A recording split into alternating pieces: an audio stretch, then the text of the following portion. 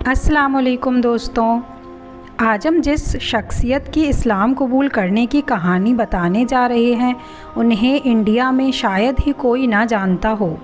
जी हाँ, हम मशहूर अदाकार विवियान डिसेना की बात कर रहे हैं। विवियान ने साल 2019 में इस्लाम कबूल कर लिया था और आज वो एक इस्लाम पर अमल करने वाले मुसलमान हैं। तो आइए पहले इनकी शुरुआती ज़िंदगी के बारे में थोड़ा सा जानते हैं। विवियान की पैदाइश 1988 को उज्जैन मध्य प्रदेश में हुई। इनकी मां हिंदू मज़हब को मानने वाली और वालिद एक क्रिश्चियन हैं। एक इंटरव्यू में उन्होंने बताया कि उनकी मां एक एथलीट थी और उनके वालिद फ़ुटबॉल प्लेयर, जिसकी वजह से उन्हें भी फ़ुटबॉल का शौक़ 10 साल की उम्र से ही था। वो फ़ुटबॉल प्लेयर मेसी के बहुत बड़े फ़ैन हैं। इन्होंने अपने एक्टिंग की ज़िंदगी का आगाज़ ड्रामा सीरियल कसम से किया। विवियान को प्यार की एक कहानी के किरदार से शोहरत मिली, जिसमें उन्होंने एक वैम्पायर का रोल अदा किया था। फिर उन्होंने मजीद टीवी शोज़ जैसे मधुबाला, शक्ति, खतरों के खिलाड़ी, झलक दिखला जा, इन सब में काम किया। अभी हाल ही में उन्होंने टीवी ड्रामा बिग बॉस में एंट्री ली है। 2013 में विवियान ने अपनी प्यार की एक कहानी की को स्टार वहाबिज से शादी की, पर 2016 में दोनों ने डिवोर्स के लिए अर्ज़ी दी और साल 2021 में दोनों के डिवोर्स फाइनलाइज हुई। साल 2022 में विवियान ने नौरान अली से शादी की, जो कि इजिप्ट की एक जर्नलिस्ट हैं। विवियान ने 2019 में ईसाईयत से इस्लाम कबूल कर लिया। एक पुराने इंटरव्यू में बॉम्बे टाइम्स से बात करते हुए विवियान ने इस खबर की तस्दीक की और कहा, इस्लाम कबूल करने के बाद मेरे जीवन में कुछ खास तब्दीली नहीं आई। मैं क्रिश्चियन पैदा हुआ था और अब मैं इस्लाम को फॉलो करता हूँ।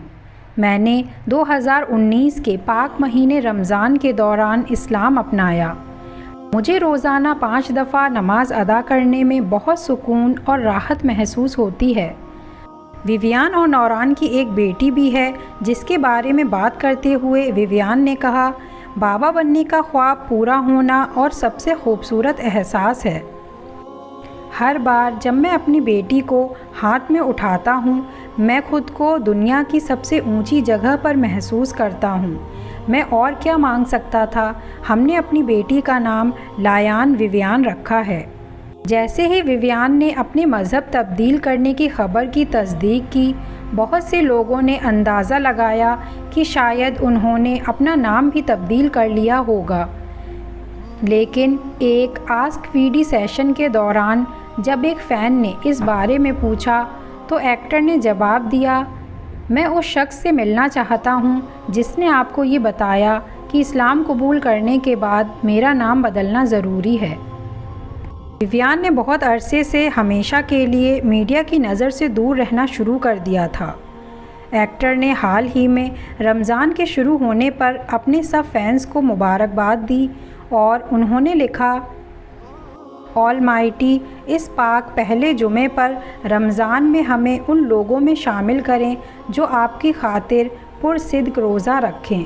आप हमारे रोज़ों और रातों को कबूल करें जो हम पूरी इबादत के साथ अदा करते हैं। हमें गफलत से दूर रखें और हमारे तमाम गुनाहों को माफ़ करें।